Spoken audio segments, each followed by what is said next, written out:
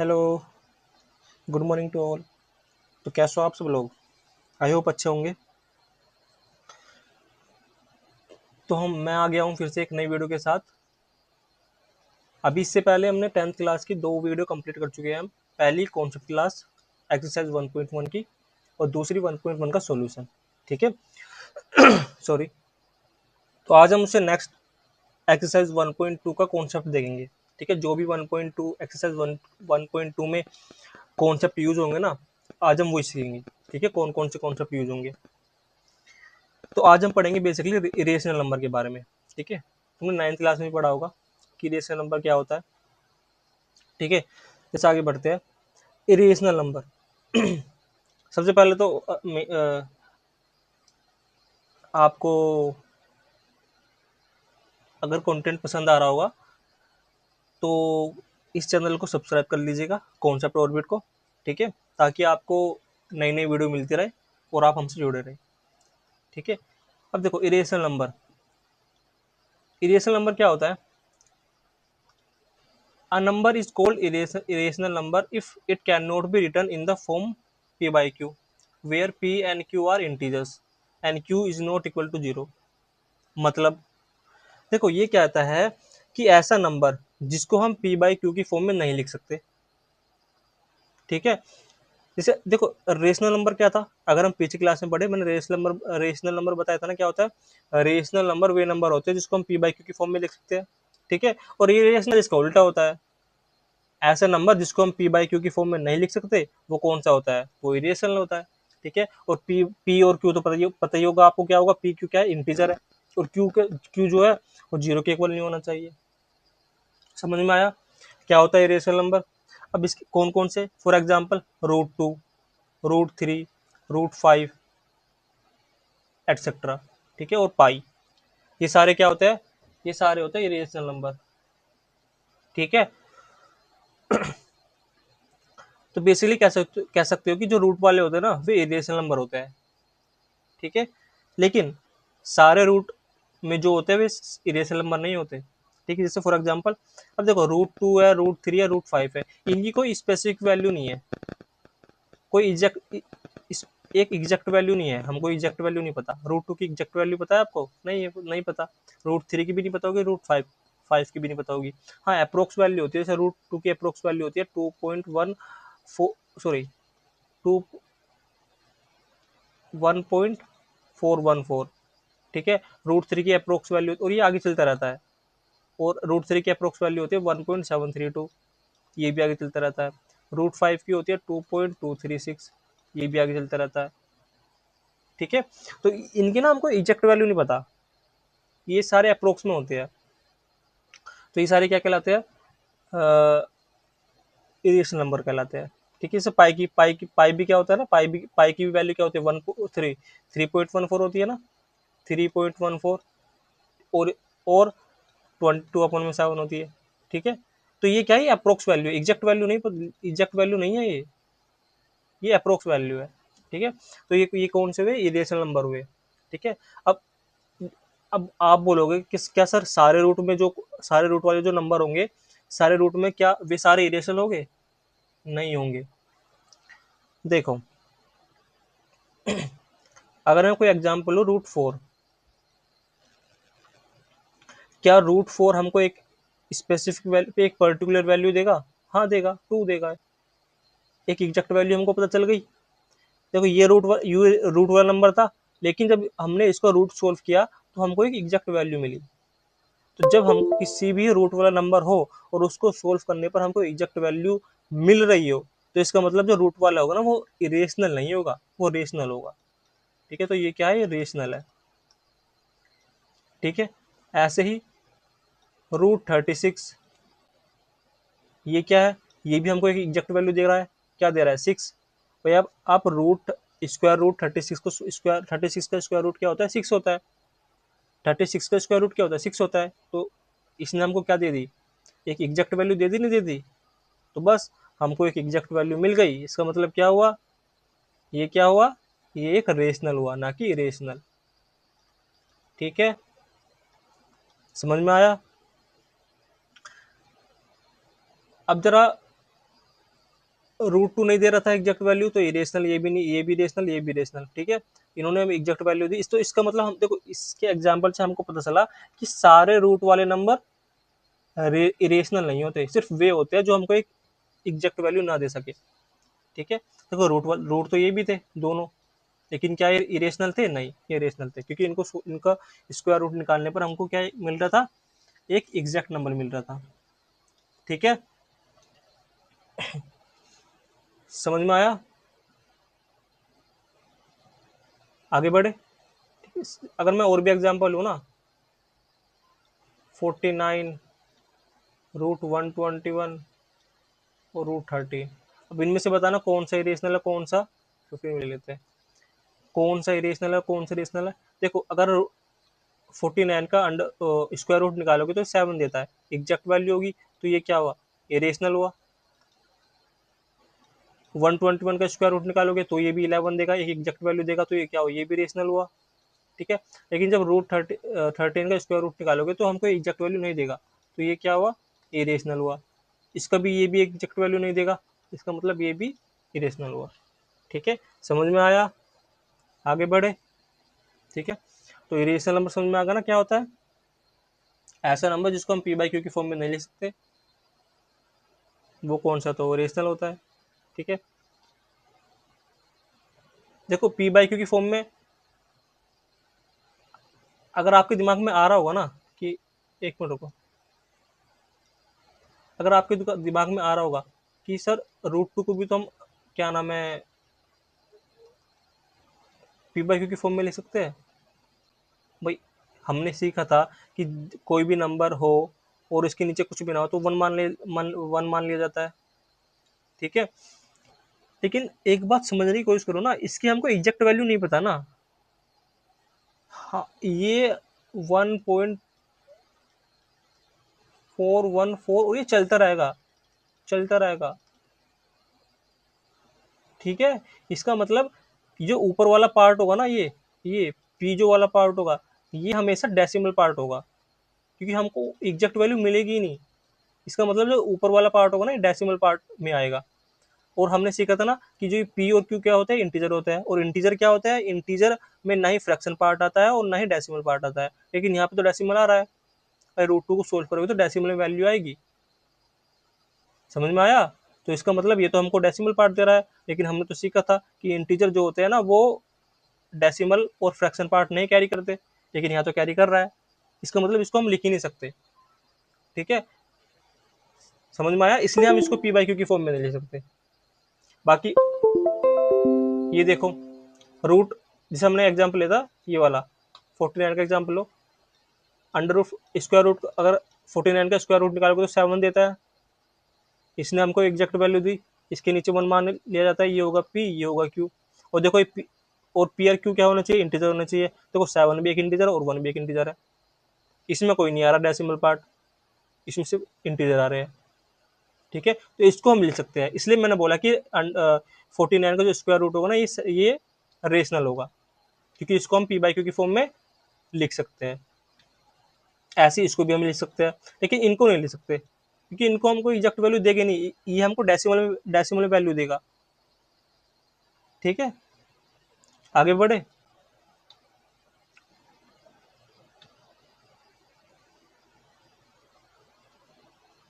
अब चलते हैं आगे। अब देखो, अब आता है हमारा थ्योरम, जो हमको इस चैप्टर में पढ़नी है, थ्योरम 1.3। अब थ्योरम 1.3 बोलती क्या है? Let p be a prime number if p divides a square then p divide a, where a क्या है? पॉजिटिव इंटीजर है, ठीक है। क्या बोला? कि let p be a prime number, कि हमने माना, कि हमने लेट किया कि जो p है ना एक प्राइम नंबर है, और p ना a स्क्वायर को डिवाइड करता है। अगर p ना a स्क्वायर को डिवाइड करता है तो वो p a को भी डिवाइड करेगा ही करेगा। और a क्या है? a क्या है? एक पॉजिटिव इंटीजर है, where a is a positive integer, ठीक है। अब इसका मतलब क्या हुआ? ये बोलना चाह रहा है बेसिकली कि इफ a स्क्वायर को if p divides A square ना, p डिवाइड्स ए स्क्वायर, ठीक है, मतलब कि ए स्क्वायर को p डिवाइड करता है, देयरफॉर p डिवाइड ए ऑल्सो, डिवाइड्स ए ऑल्सो, ठीक है। ये थ्योरम है बेसिकली। इसको एग्जाम्पल के थ्रू समझते हैं, एग्जाम्पल के थ्रू समझते हैं, ठीक है। जैसे मैंने एग्जाम्पल लिया, मैंने लेट कर लिया कि लेट पी की जो वैल्यू होगी ना, लेट पी की वैल्यू हमने क्या मानी, पी की वैल्यू मान लेते हैं हम 5, ठीक है, और ए की वैल्यू मान लेते हैं हम 15 मान लेते हैं, चलो ठीक है। अब देखो इस हिसाब से कि if p divides A square, तो मैं देखते हैं कि ए स्क्वायर अपॉन में p करके देखते हैं, तो ए क्या है 15 का स्क्वायर 5, तो 15 का स्क्वायर क्या होता है 2 to 5 होता है, ठीक है, और 5, अब इसे डिवाइड करके देखो, 5 4 जो 20 और 5 5 जो 25, तो डिवाइड तो हो गया, इसका मतलब जो p ने ए स्क्वायर को डिवाइड कर दिया, ठीक है। तो इफ, जैसे अब थ्योरम का यूज होगा, क्या बोलती थी, इफ ए पी जो है वो ए स्क्वायर को डिवाइड करता है, तो पी ए को, सॉरी, पी ए को भी डिवाइड करेगा, भाई डिवाइड तो करना चाहिए, इस थ्योरम के हिसाब से तो करना चाहिए। चलो करके देख लेते हैं। ए क्या माना था हमने 15 माना था, और पी क्या माना था हमने 5 माना था, हाँ डिवाइड तो कर रहा है, ठीक है। तो ये बोलती है थ्योरम, समझ में आया,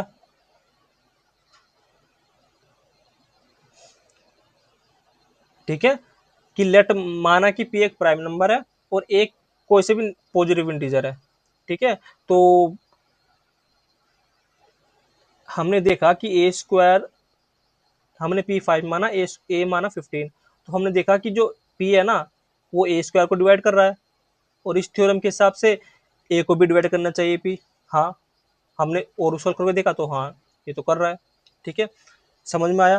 तो बेसिकली यही थ्योरम बोलती है ये, ठीक है। और जरा अगर एक और एग्जांपल लिया कि लेट मान लिया हमने कि पी है 3 और ए मान लिया हमने 5, ठीक है, और ये बोलता है कि अगर ए स्क्वायर को डिवाइड कर रहा है पी, तो क्या कर रहा है, क्या देख लेते हैं, 5 का स्क्वायर अपॉन में 3 आ जाएगा, तो 25 अपॉन में 3, ये तो डिवाइड नहीं कर रहा, इसका मतलब जब पी ए स्क्वायर को डिवाइड नहीं कर रहा तो ए को भी डिवाइड नहीं करेगा, ठीक है। करके देख लेते हैं, ए क्या माना था हमने 5 और पी क्या माना था 3, नहीं कर रहा, ठीक है, सेटिस्फाइड हो गया। तो हमने दोनों एग्जाम्पल ले लिए, मैंने एक बार इस थ्योरम का यूज करके ये बता दिया कि अगर पी ए स्क्वायर को डिवाइड करता है तो ए को भी डिवाइड करेगा, और इस एग्जाम्पल से हमने ये भी पता कर लिया कि अगर पी ए स्क्वायर को डिवाइड नहीं करता तो ए को भी डिवाइड नहीं करेगा। समझ में आया, समझ में आया ना बेसिकली। तो ये थ्योरम तो को याद रखनी है, ये ठीक है, इसका हम यूज करेंगे, ठीक है। अब आगे बढ़े, समझ में आई थ्योरम क्या बोलती है 1.3। अब देखो आगे बढ़ते हैं। अब ये देखो थ्योरम 1.4 क्या बोलता है, root two is irrational. Root two क्या है, इरेशनल है, ये हमको प्रूफ करना है। ये हमको थ्योरम ये बताते हैं कि जो रूट टू है ना वो इरेशनल है, ठीक है। अब कैसे इरेशनल है ये देखते हैं।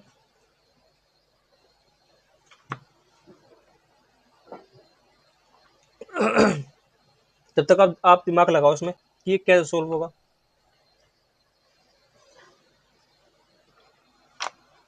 देखो इसको सोल्व करने के लिए ना एक तरीका होता है, हम देख इसको मानना पड़ता है। देखो हमको क्या करना है कि root two is a irrational, हमको रूट टू क्या करना है कि रूट टू एक इरेशनल है, ठीक है।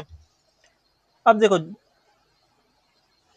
हमको इसको प्रूफ करने के लिए कि ये इरेशनल है, हमको पहले इसको रेशनल मानना पड़ेगा, ठीक है। यही तरीका है इसको सोल्व करने का, प्रूफ करने का। तो let root two is a rational number, ठीक है। क्या माना कि जो रूट टू है ना वो एक इरेशनल मान लिया हमने, इरेशनल नंबर, राइट। तो अगर रूट टू एक इरेशनल है तो रूट टू को हम पी बाई क्यू की फॉर्म में लिख सकते हैं, हाँ ओबियसली बात है लिख सकते हैं, ठीक है। तो रूट टू को हम क्या मिल सकते हैं, पी बाई क्यू की फॉर्म में लिख सकते हैं, क्यों, क्योंकि रूट टू क्या है, एक इरेशनल है, सॉरी इरेशनल है, ठीक है, ये हमने माना सॉरी।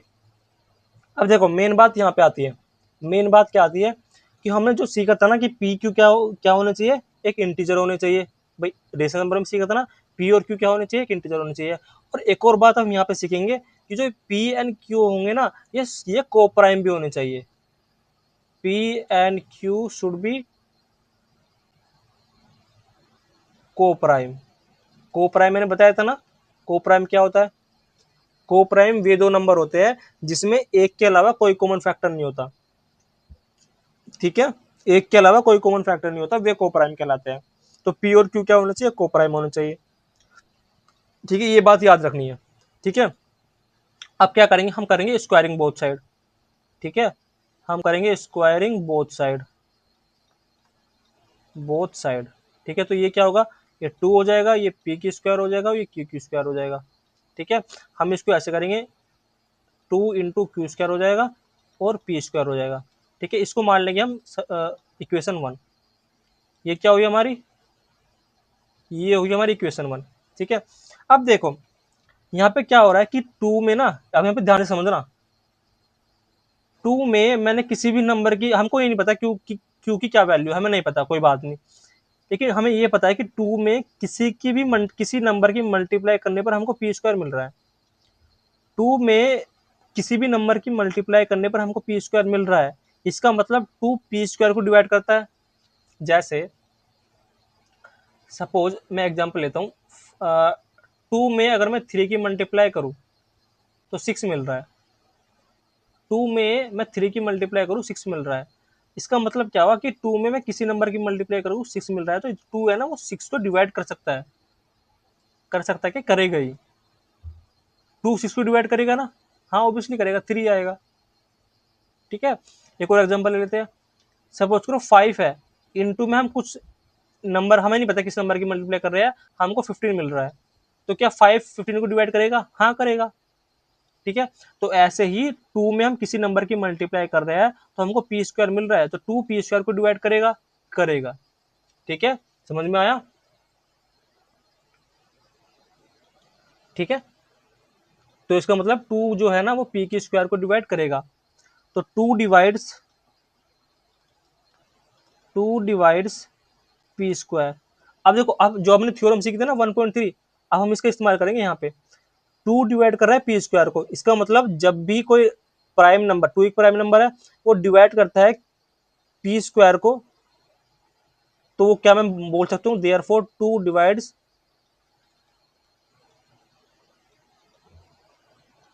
P also. भाई ये तो यही तो सीखा था हमने इस थ्योरम में कि जब पी ए स्क्वायर को डिवाइड करता है तो ए को भी डिवाइड करेगा, ऐसे हमने देखा जब टू पी स्क्वायर को डिवाइड कर रहा है तो पी को भी डिवाइड करेगा, ठीक है। आगे बढ़े, आगे बढ़ते हैं, ठीक है। तो पी को डिवाइड करता है टू, ठीक है, एक मिनट को, पी को डिवाइड करता है टू, तो सपोज करो कि पी को डिवाइड, जब टू डिवाइड करता है ना पी को, तो हमको एक नंबर मिलता है, सपोज कर लिया हमने, वो नंबर होगा क्या माने, आर मान लेते हैं कि वो क्या, वो नंबर होगा आर, ठीक है। और आर क्या है, r is some constant number, some constant, कोई भी नंबर हो सकता है, हमको नहीं पता, कांस्टेंट नंबर, ठीक है। आर क्या है, एक सम कांस्टेंट नंबर है। अब देखो, तो ये क्या हो जाएगा, पी हो जाएगा, टू इंटू आर हो जाएगा, ठीक है। अब क्या करेंगे, हम दोबारा से स्क्वायर करेंगे, हम इसका स्क्वायरिंग बोथ साइड, ठीक है। तो क्या मिलेगा हमको, P square is equal to four आ जाएगा यहाँ पे, क्योंकि टू का स्क्वायर करेंगे फोर आता है, इंटू आर स्क्वायर आ जाएगा हमको, ठीक है। अब देखो पी स्क्वायर की ना, अब हम क्या करेंगे, जो हमारा इक्वेशन वन थी ना, हम उसमें से पी स्क्वायर की वैल्यू ले लेंगे, तो put value of P square from equation 1। ठीक है, तो पी स्क्वायर की वैल्यू क्या थी, 2 इंटू क्यू स्क्वायर, यही तो थी। तो 4 इंटू आर स्क्वायर हो जाएगा। देखो 2 से डिवाइड करेगा कितना जाएगा, q square is equal to 2 into r square हो जाएगा। ठीक है, अब देखो फिर से ये बात आ जाएगी, 2 में हम किसी भी नंबर के कांस्टेंट नंबर की मल्टीप्लाई कर रहे हैं तो हमको क्या मिल रहा है, क्यू स्क्वायर मिल रहा है। इसका मतलब जो 2 होगा ना वो क्यू स्क्वायर को डिवाइड करेगा करेगा ना। जैसे हमने यहाँ पे सीखा था ना कि 2 में हम किसी भी कांस्टेंट नंबर की मल्टीप्लाई कर रहे थे हमको पी स्क्वायर मिल रहा था, तो 2 पी स्क्वायर को डिवाइड कर रहा था। तो सेम यहाँ पे भी यूज होगा कि 2 में हम किसी भी नंबर की मल्टीप्लाई कर रहे हैं तो हमको क्यू स्क्वायर मिल रहा है। तो इसका मतलब जो 2 डिवाइड करेगा क्यू स्क्वायर को, तो 2 divides Q square, therefore 2 divides Q also. Theorem 1.3 यहाँ पे ले भी सकते हो, थ्योरम 1.3, थ्योरम 1.3 हमने थ्योरम 1.3 का यूज किया है, 1.3। ठीक है, अब देखो, अब यहाँ पे देखो क्या बात आती है, ये ध्यान रखना,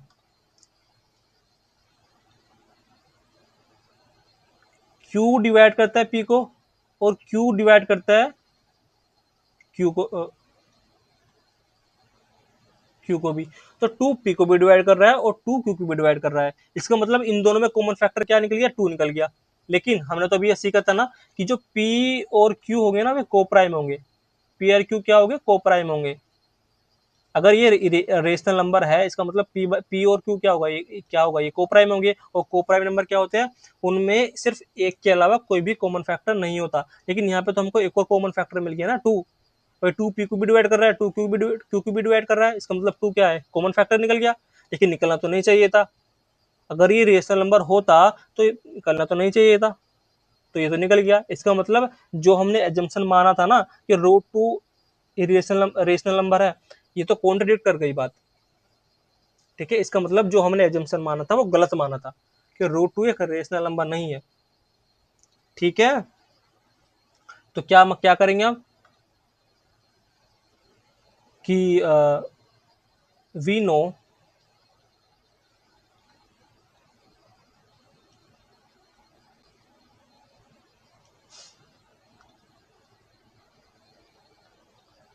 we know p and q are coprime.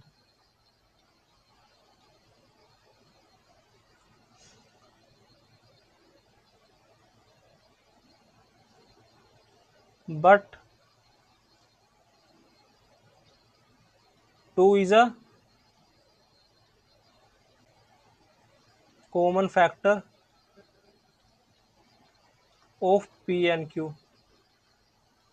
तो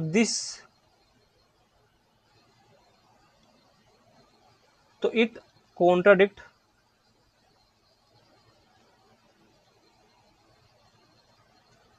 it contradicts that root 2 is a rational number.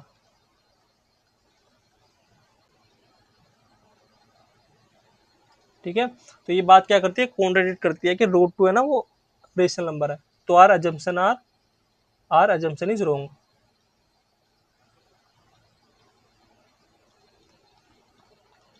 assumption is wrong that root 2 is a rational number.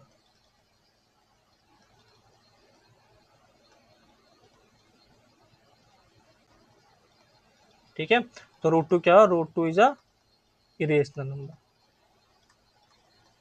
Irrational number. ठीक है, ये हो गया प्रूफ हमारा। तो ये ऐसे करते हैं इसको प्रूफ।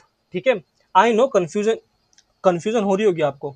ठीक है, लेकिन समझने की कोशिश करो, एक बार नहीं समझ में आए दोबारा देखो, खुद कोशिश करो। ठीक है, जब तुम खुद सोल्व करने की कोशिश करोगे ना, अब आपको कंफ्यूजन लग रहा है, लेकिन जब तुम खुद सोल्व करोगे ना तो आप सीख जाओगे। ठीक है, तो समझने की कोशिश करो। और अगर पूरा अपना माइंड का यूज करके, अगर नहीं समझ में आ रहा, मतलब कि कुछ कुछ बात नहीं समझ में आ रही, तो फिर एक लास्ट ऑप्शन होता है रटने का, जो आप सब जानते ही हो। ठीक है, क्योंकि किसी भी रेशनल नंबर का प्रूफ ना सेम ऐसे ही होगा, सेम, सब कुछ सेम, जितने भी मैंने प्रोसेस प्रोसेस करे हैं ना, सेम ही होगा। ठीक है, आगे चले। देखो अभी तो हमने पहला एग्जाम्पल लिया था ना, अब देखो बिल्कुल सेम एग्जाम्पल लेंगे हम इससे। अब हम मैं सोल्व कराऊंगा ना, तो और समझ में आ जाएगा, अब कंप्लीटली समझ में आ जाएगा तुमको। ठीक है, बिल्कुल सेम करेंगे। हम क्या करेंगे, लेट करेंगे इससे पहले। अब प्रूफ करना है एग्जाम्पल 1 कि प्रूफ डेट √3 इज रेशनल। ठीक है, प्रूफ करते हैं, लेट करते हैं। सबसे पहले क्या करते हैं कि लेट करते हैं कि √3 क्या एक रेशनल है, √3 इज अ रेशनल। ठीक है, बस अगर √3 एक इरेशनल है, सॉरी रेशनल है, तो हम इसको √3 को p/q की फॉर्म में लिख सकते हैं। ठीक है, और p एंड q क्या है, को प्राइम है, आर को प्राइम, ये बात हमको ध्यान रखनी है। ठीक है, अब क्या करेंगे, हम करेंगे squaring both side, squaring both side. ठीक है, तो ये क्या हो जाएगा, 3 हो जाएगा, ये p² हो जाएगा, ये q² हो जाएगा। ठीक है, 3 × q² = p²। ठीक है, अब देखो फिर से वही बात आ जाएगी, जब भी हम 3 में किसी भी नंबर की मल्टीप्लाई करने पर हमको p² मिल रहा है, इसका मतलब जो 3 होगा ना, वो p² को डिवाइड करेगा। ठीक है, तो मैं बोल सकता हूँ कि 3, चलो और आसान कर देता हूँ ना, मैं इसको ऐसे लिख देता हूँ, ये तो मैंने समझाने की बात थी ना, q² हो जाएगा, p²/3 हो जाएगा ना, ऐसे कर लो। ठीक है, ये ना, ये हमारी इक्वेशन फर्स्ट होगी। ठीक है, ये हो जाएगा। अब देखो 3 p² को डिवाइड कर रहा है, तो 3 divides p², therefore 3 divides p also. ठीक है, 3 p को भी डिवाइड करेगा, तो हमने माना कि p को डिवाइड कर रहा है 3, तो हमको एक नंबर मिल रहा है r। r क्या है, r is some constant number. ठीक है, तो हम क्या करेंगे, p बराबर 3 इंटू आर करेंगे, या फिर आप पहले इसका स्क्वायरिंग कर दो, squaring both side, squaring both side. ठीक है, तो क्या हो जाएगा, ये हो जाएगा p²/9 = r², ये हो जाएगा p² बराबर 9 इंटू r²। ठीक है, अब क्या करेंगे, हम क्या करेंगे, p², जो इक्वेशन 1 से ना p² की वैल्यू पुट करेंगे, तो put the value of p² from equation first. p² की वैल्यू क्या थी, 3 इंटू q² बराबर 9 इंटू r² मिल रहा है। 3 से 9 को डिवाइड करेंगे तो क्या मिलेगा हमको, q² = 3 इंटू r²। अब देखो 3 में किसी भी नंबर की मल्टीप्लाई करने पर हमको q² मिल रहा है, इसका मतलब 3 q² को डिवाइड करता होगा, तो बेसिकली ये हो जाएगा, q²/3 हो जाएगा। ठीक है, तो 3 divides q², therefore 3 divides q also. ये तो सीखा था हमने थ्योरम में, आप थ्योरम लिख सकते हो कि थ्योरम बाय थ्योरम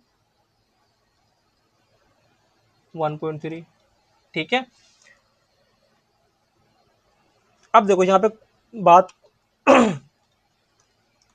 एक तो हमने पहले माना था कि जो पी एन क्यू होने चाहिए वो कोप्राइम होने चाहिए। कोप्राइम कौन से नंबर होते हैं, वे नंबर जिसके सिर्फ एक ही फैक्टर होता है 1, और फैक्टर मतलब कॉमन फैक्टर 1 होता है, और कोई कॉमन फैक्टर नहीं होता। लेकिन देखो सॉरी, 3 क्या ना p को भी डिवाइड कर रहा है, और 3 q को भी डिवाइड कर रहा है, इसका मतलब 3 क्या है, 3 दोनों में कॉमन फैक्टर मिल गया, लेकिन होना तो नहीं चाहिए था।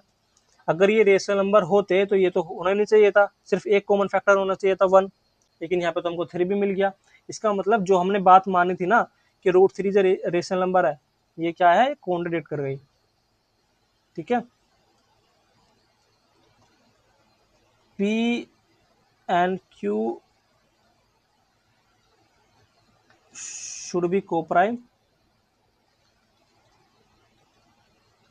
but we get 3 is a common factor.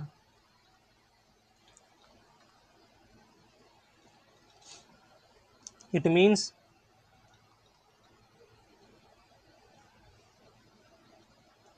that our assumption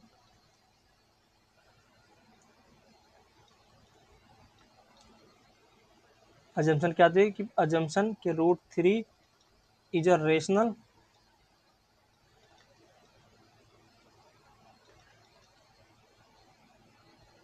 number is wrong। ठीक है, तो √3 इज अ इरेशनल नंबर।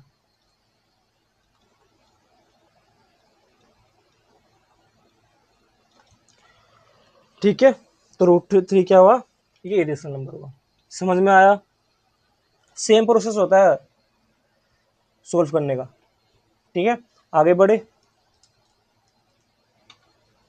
अब देखो एग्जाम्पल नंबर 2, एग्जाम्पल नंबर 2 क्या बोलता है, ये हमको शो करना है डेट 5 माइनस √3 क्या है, ये मैं लिखना भूल गया यहाँ पे, ये क्या है, इज इरेशनल।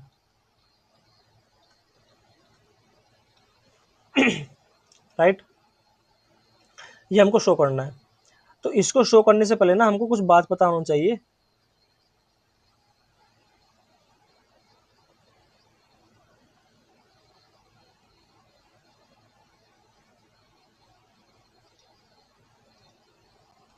हाँ देखो मैं कुछ बात लिखता हूँ, मैं कुछ हमको पॉइंट पता होना चाहिए, क्या क्या पॉइंट होते हैं। देखो, जब पहला पॉइंट, जब भी हम रेशनल में प्लस करते हैं रेशनल को, तो हमको ऑलवेज रेशनल ही मिलता है।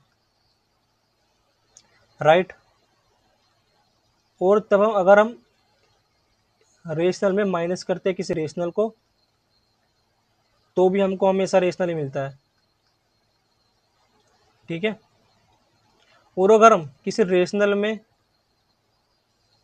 प्लस करते हैं कि रेशनल को, तो हमको ऑलवेज रेशनल मिलता है। ठीक है, और अगर हम किसी रेशनल में माइनस करते हैं किसी रेशनल को, तो भी हमको क्या मिलता है, इरेशनल मिलता है हमेशा। ठीक है, फिफ्थ पॉइंट क्या होता है कि अगर हम किसी रेशनल में किसी रेशनल की मल्टीप्लाई करते हैं, तो हमको ऑलवेज रेशनल मिलता है।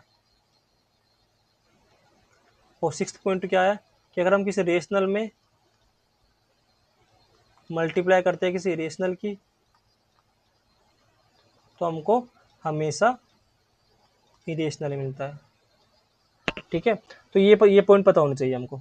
ठीक है, तो अब करते हैं ये वाला क्वेश्चन सॉल्व। बिल्कुल सेम प्रोसेस वही अपनाएंगे, लेट करेंगे 5 minus √3 is a rational number.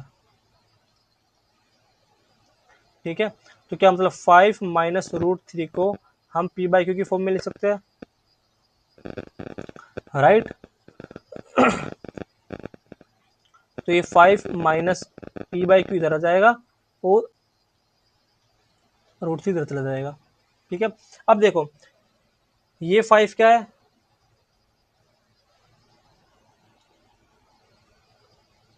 ये 5 क्या है, ये रेशनल है, और ये p/q है, ये भी एक रेशनल है। ठीक है, तो अगर रेशनल में से हम रेशनल को माइनस कर रहे हैं, तो हमको रेशनल मिलना चाहिए था। अब इसी का हमने कि जब रेशनल में से हम रेशनल को माइनस करेंगे, तो हमको ऑलवेज क्या मिलना चाहिए, रेशनल मिलना चाहिए। लेकिन हमको मिल क्या आ रहा है, √3। √3 क्या होता है कि रेशनल होता है। ठीक है, हम रेशनल में से रेशनल माइनस कर रहे हैं, तो हमको क्या मिलना चाहिए था, रेशनल मिलना चाहिए था। लेकिन हमको क्या मिल रहा है, रेशनल मिल रहा है। तो इस बात ये तो कॉन्ट्रडिक्ट हो गई, ये तो कॉन्ट्रडिक्ट हो गई भाई। ठीक है, तो क्या हुआ, we know that if we subtract rational from rational, we get we always get rational. But here root 3 is a irrational. ठीक है, तो this contradict that 5 minus root 3 is rational. ठीक है, तो 5 माइनस रूट 3 क्या हुआ, 5 minus root 3 is a irrational. ठीक है, ये हो गया प्रूफ. समझ में आया? अरे समझ में आया कि नहीं? ठीक है, आई होप समझ में आया होगा. ठीक है, आगे बढ़ते हैं. अब करते हैं एग्जांपल नंबर 3, जो कि हमारा लास्ट एग्जांपल है इस वीडियो का. ठीक है, और इस कॉन्सेप्ट क्लास का भी. So that root 3 into root 2 is irrational. देखो हम इस सारे पॉइंट का यूज करेंगे. जैसे हमने इस एग्जांपल नंबर 2 में हम इस पॉइंट का यूज करा हमने. ठीक है, अब हम इन पॉइंट का यूज करेंगे, इस पॉइंट का यूज करेंगे. ठीक है, सेम हमको इसको इरेशनल प्रूफ करना है, तो सेम करेंगे. Let 3 into root two, 3 into root two, ये 3 रूट टू का मतलब 3 इंटू रूट टू ही होता है. ठीक है, इज अ रेशनल. अगर 3 इंटू रूट टू एक इरेशनल है, तो इसको हम पी बाई क्यू की फॉर्म में लिख सकते हैं. नहीं लिख सकते? ठीक है, अब देखो, तो रूट टू यहाँ रहेगा बराबर पी अपॉन में क्यू इंटू 1/1 अपॉन में 3 हो जाएगा. भाई क्यू 3 के जाएगा, नीचे जाएगा ना, 3 की मल्टीप्लाई क्यू में होगी, तो ऊपर क्या मान सकते, 1/3 हो जाएगा ना ये. ठीक है, अब देखो ये क्या है, रेशनल है, राइट. ये क्या है, ये भी रेशनल है. तो इसका मतलब रेशनल की मल्टीप्लाई हो रही है एक रेशनल में. तो जब भी रेशनल की मल्टीप्लाई होती है रेशनल में, तो हमको क्या मिलना चाहिए, ऑलवेज रेशनल मिलना चाहिए ना. लेकिन हमको क्या मिल रहा है, इरेशनल मिल रहा है. तो इसका मतलब ये क्या हो, ये तो कॉन्ट्रडिक्ट हो गई. अब तो क्या होता, वी नो व्हेन, या फिर ऐसे लिखते हैं, वी नो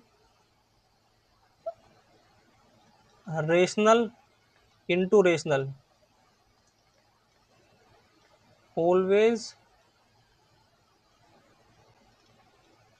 गिव्स रेशनल,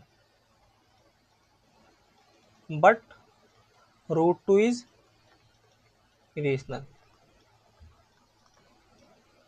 ठीक है, तो दिस it contradict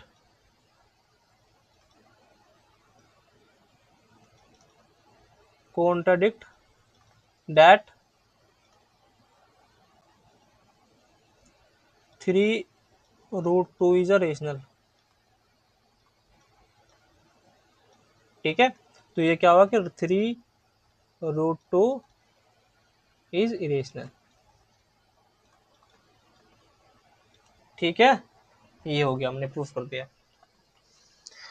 समझ में आया?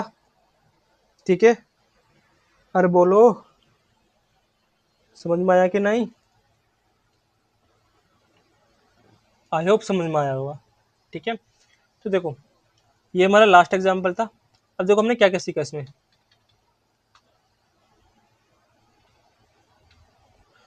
सबसे पहले इस चैप्टर में पढ़ा हमने इरेशनल नंबर. इरेशनल नंबर होता क्या है, इरेशनल नंबर क्या होता है, जिसको हम पी बाई क्यू की फॉर्म में नहीं लिख सकते, वो क्या होता है, इरेशनल नंबर होते हैं. जैसे रूट 2, रूट 3, रूट 5 और पाई. पाई भी एक इरेशनल नंबर होता है, याद रखना. ठीक है, लेकिन सारे रूट वाले नंबर इरेशनल नहीं होते। ठीक है, हमने एग्जांपल भी आता है। रूट फोर क्या है, रूट फोर हमको एग्जैक्ट वैल्यू देता है 2, तो इसका मतलब ये क्या हुआ, एक इरेशनल नंबर हुआ, ना कि इरेशनल नंबर हुआ। ठीक है, ऐसे ही 49 का अंडर रूट हुआ, 121 का अंडर रूट हुआ, ये क्या हुआ, ये सारे इरेशनल नंबर हुए, क्योंकि ये हमको एग्जैक्ट वैल्यू देते हैं। राइट, ये हमने एग्जाम्पल सीखा। फिर आगे बढ़े, हमने थ्योरम से की। थ्योरम 1.3, थ्योरम 1.3 क्या बोलती है कि जब एक लेट पी एक प्राइम नंबर है और वो ए स्क्वायर को डिवाइड करता है, अगर वो ए स्क्वायर को डिवाइड करता है वो, तो पी ए को भी डिवाइड करेगा। ठीक है, ये थ्योरम पढ़ी हमने। फिर हमने ये सीखा कि किसी भी एक रेशनल नंबर को प्रूफ कैसे करता है कि वो रेशनल नंबर होता है। ठीक है, ये सारा हमने प्रोसेस सीखा। ठीक है, हमने यहाँ पे थ्योरम को भी यूज किया। ठीक है, फिर हमने ये एग्जाम्पल नंबर 1 सोल्व किया। ये हमने 6 पॉइंट सीखे कि जब भी हम रेशनल को प्लस करते हैं तो हमको ऑलवेज रेशनल मिलता है, रेशनल में माइनस करते हैं रेशनल को तो भी हमको ऑलवेज रेशनल मिलता है, रेशनल में प्लस करते हैं इरेशनल को तो हमको ऑलवेज इरेशनल मिलता है, और रेशनल को माइनस करते हैं इरेशनल में तो हमको ऑलवेज इरेशनल मिलता है, और rational into rational is equal to rational देता है, और रेशनल इंटू इरेशनल हमको ऑलवेज इरेशनल मिलता है। ये याद रखना। ठीक है, आगे बढ़े। फिर हमने एग्जाम्पल नंबर 2 देखा, ये हमने